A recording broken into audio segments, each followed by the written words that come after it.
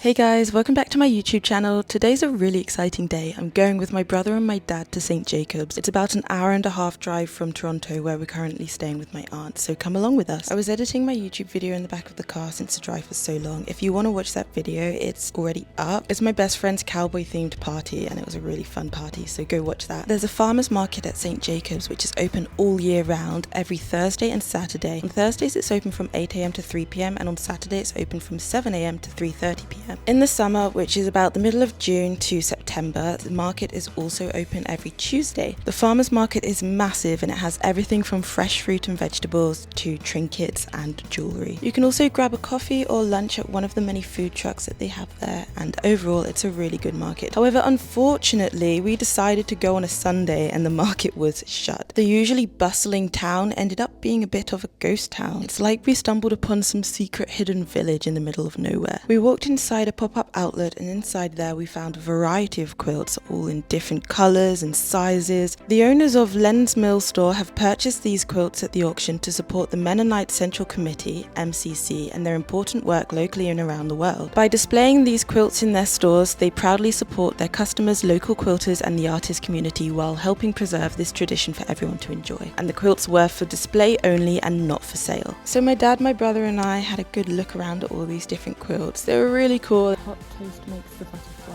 And it was really cool to see different elements of like Canada or Africa in these inspired quilts. These quilts reminded me of something that my mum did recently. She led 6 collaborative community quilt projects in different villages and communities in our hometown, encouraging people to design and create their own community quilt. This was a free-form design and make process inspired by the local communities, for example, a care home, a doctor's surgery and a cafe in a boat on a river. The process was done over several months and it was really cool to see the finished results. The quilts in this pop-up outlet, just like my mum's quilts, were so detailed. You could really zoom in and see the whiskers on an owl. Quilting is more than just sewing pieces of fabric together. It is an art form, a practical craft and a way of preserving history. Across the world, quilts tell stories about families, cultures and traditions that have been passed down through generations. I'm sure you probably know this, but quilting has a long history dating back hundreds of years. Early quilts were often made for warmth, using layers of fabric stitched together by hand.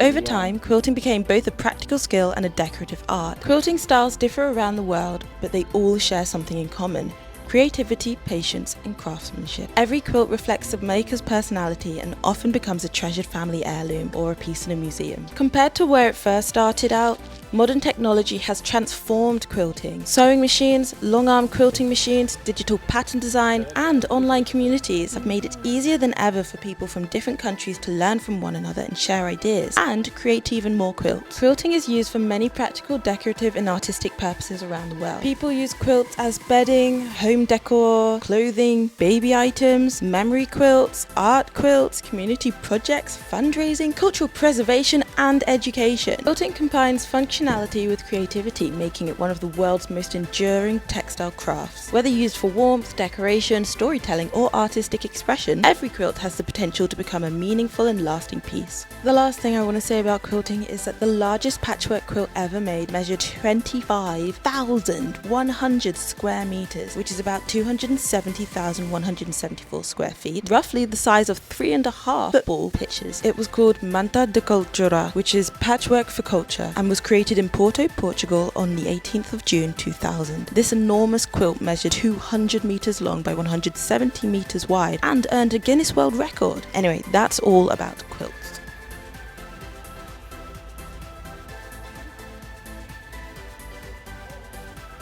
They have this massive yarn which is great for like soft toys and stuff. I've been able to find like this in England, which is a bit thinner, but this is like super chunky. I've got like all this stuff and it's quite cheap as well. Look at this.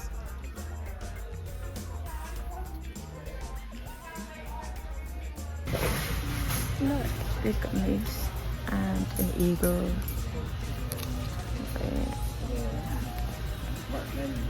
This is like fudge. Oh no, it's a bear. Skunk. Little dog. I love little knick-knack shops like this because you find the most random things ever, and I can't lie, I am still thinking about these glow-in-the-dark rocks almost a year later. because they were just so cool. And I just thought they would be great for a party, although you would have to pick them all up afterwards, but they would look really cool. Or a campfire. They would also look good at a campfire. Life, love, and all that you do. After looking at so many quilts that we would be dreaming about quilts for the next week, my brother, my dad and I went into Market Road Antiques, which is a store that had all sorts of antiques, like everything you could imagine. And if you know me, then you know that I love an antique store. I love old things. I love collecting old books, old coins, old clothes, and this was actually so cool to look around. It was so fun. There are so many different things that caught my eye, and I thought, if I lived here, I would be buying these. You can only fit so much in a suitcase, so I did my best to not buy anything at all, and I looked with my eyes and with my video camera, which is what you can see.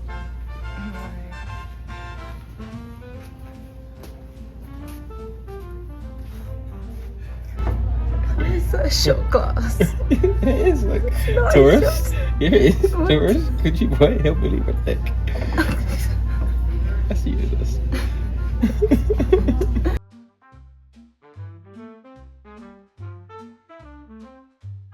I thought these books were so cute. Like, when I'm feeling happy, I feel bouncy and full of joy. Everything in the world seems especially wonderful. I laugh and laugh so much my tummy hurts.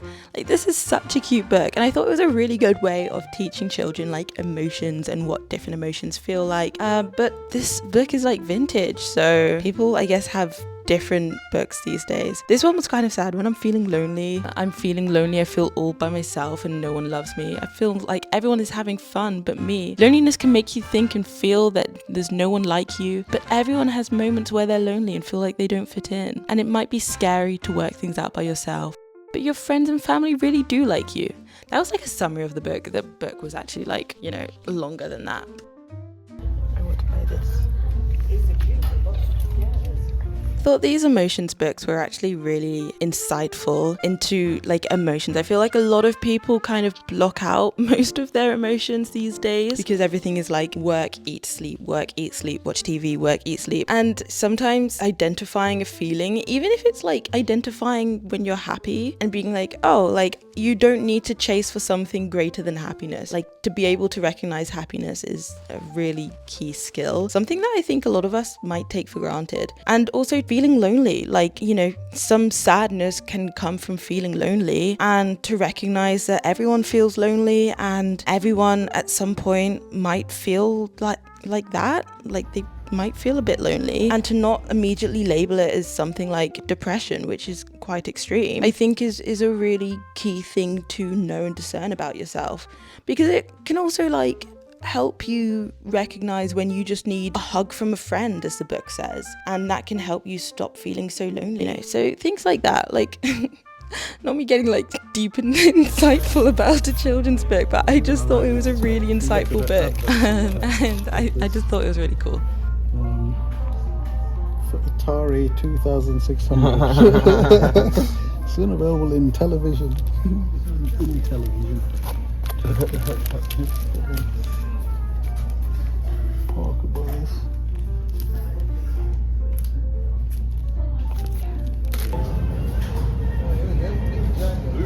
Remember tape cassettes? Yeah, I remember tape cassettes. I remember VHS as well. Rolling Stones. You think I need like an extendable DVD? After stepping out of that time capsule of a shop, my dad, my brother and I went to go have some lunch because we were starving. We went to this diner called the Crazy Canuck. Canuck? How do you say that word?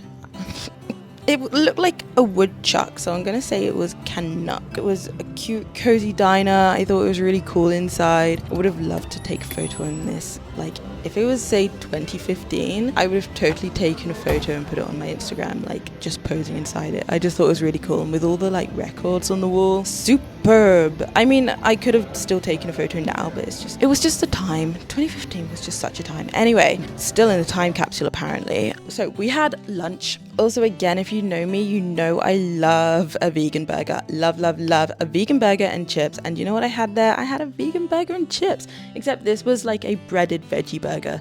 but it was still really nice. Loved it. Then the three of us browsed around the mall. It was an outlet mall, which means that it had discounted prices, and it was quite small actually. It was only about 10 shops. They had a men's shop, a women's shop, and a Skechers. So if you wanted discounted Skechers, that is the place to go. Then we drove to this massive Value Village thrift store. It was called a thrift superstore. It was so big. Anyway, I found some things to try on. Okay, I'm at this massive thrift store, but you can't try anything on like in change rooms. I don't have change rooms, so this is my haul. Basically, I'm gonna ignore my massive spot. I'm gonna try things on just like in the store. Yeah. First up, I found these black Tommy Hilfiger shorts, and they were really cute. They tied around the waist and they weren't too short, and I thought I could probably wear these for work. And then I also found something I could wear for work because I was working as a waitress at the time and I had to wear like black trousers. But these were from Zara. These are cool. I love the belt. It's like a belt thing. Yeah. These are a tad see-through, but I quite like them. A bit like the Lululemon ones that I tried on, but different material and different shape and everything. This skirt was originally from Urban Outfitters. This is so cute, it's just a bit big. Looking back, I'm like, this was so cute, maybe I should have got it, but I'm not a massive fan of a skirt where it's shorts in the back and a skirt at the front. And also I thought I would probably wear this for like one 70s themed party and then I would just literally never wear it again. But it was so cute, such 70s vibes, loved it. And I've got this. We checked out and decided to head home, but on the way home we saw a place for mini golf. I love mini golf. I think all of us love mini golf. Well, I don't know, my dad says it's not real golf because he actually plays golf, but we decided to play mini golf. It was so fun. Oh, there's a trick hole. Yeah, trick hole. See, we got it in 3. It's what, my 2? Oh, still got it.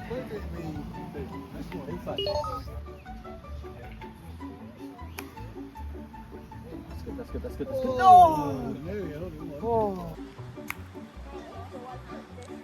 Oh, not bad. I don't think the first hole should count. I think it should. How many points did I get on it? I got it in 2. Ooh. You were too close to there? Not too close to there? 2. Phew.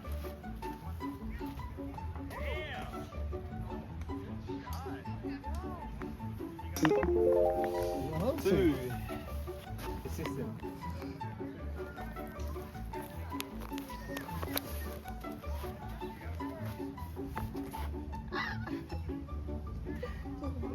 Three.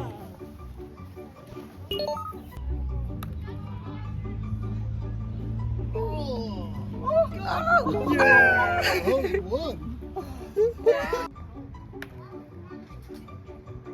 Oh, nearly. You have to take a picture of me taking my ball out of the hole. A picture or a video? Oh, pressure.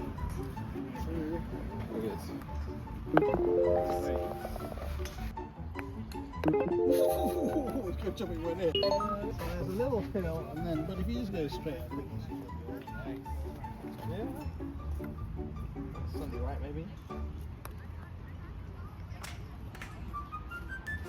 Slightly right. Told you. Don't more than 0.5.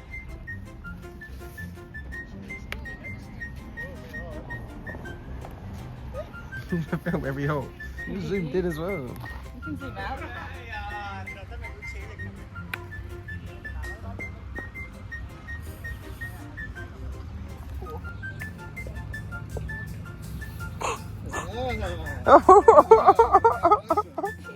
You're in 0.5. Okay, so zoom out. Yeah.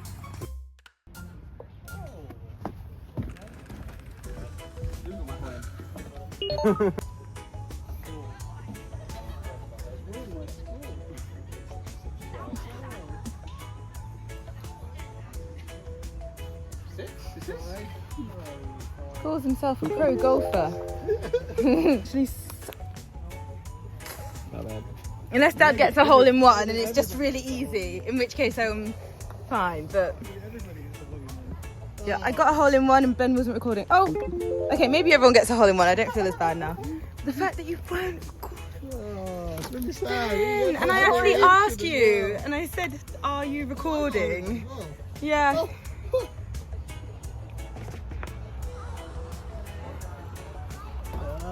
Nope, Ben. Oh, she's taking those up. That's what she wants. 2-1.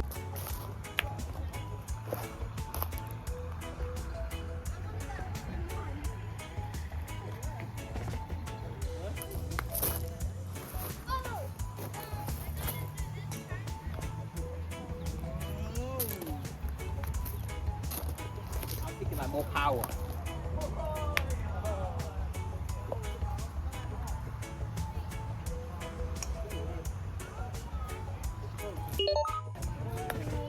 You want more power so you get it off the backboard, you know? Whoa! Oh, so close.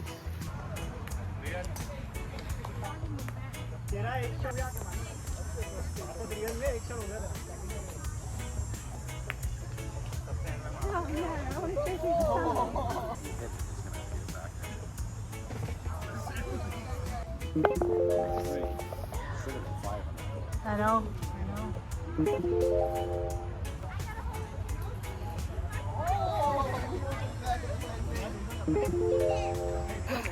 Yep. You're sideways. Yeah, I'm getting old.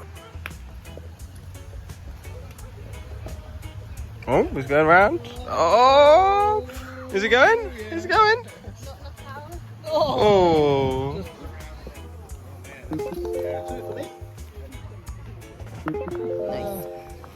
You're not missing, are you? Oh, mini golf king.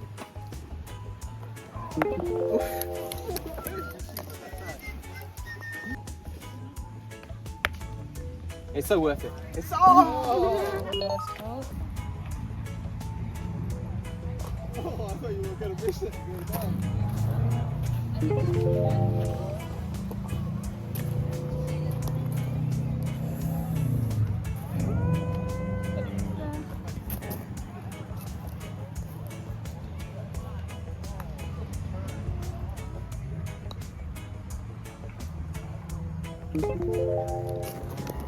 Kind of good drop. It was. Drop orangey. Whoa, nearly didn't go. And hold in. No. Oh, that bounced so bad. Not bad. Oh, it bounced out. It bounced out. Hit right here. Whoosh, just bounced out. Find it. Two. The second one.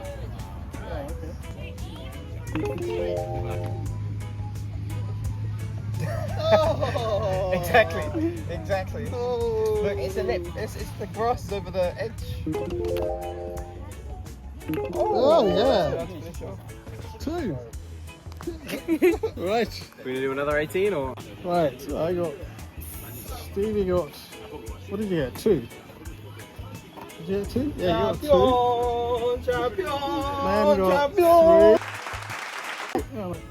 Okay, so 29 and 24 is you. Oops, sorry. 53. 21 and 23 gives you 44 for Ben. And 26 and 21 gives me 47. No. Okay, so Ben in first with 44. Me second with 47. And Stevie third with 53. After Ben was crowned the mini golf champion, we decided to stop and have some drinks. Got black coffee. It's got Mountain Dew. Compostable, eco-friendly. and sustainable. Heading back home, I decided to read instead of edit, and I was reading this book and it was so good. I was enthralled. It's called Destructively Mine, and there's a second book which is called Destructively Yours, and the cover of the second book has a gold strawberry on it, so look out for that. I don't want to say too much about the book in case you read it, because I will probably give spoilers when I'm trying to describe it, but it's a really good book, and especially if you like romance but not solely romance. I didn't say that my mum was at her best friend's in Toronto, so that's why she didn't come on this trip with us. But anyway, overall, this was a fantastic day out. Anyway, thank you so much for watching. I hope you have a lovely rest of your day, and I shall see you in the next video. Okay, love you. Bye!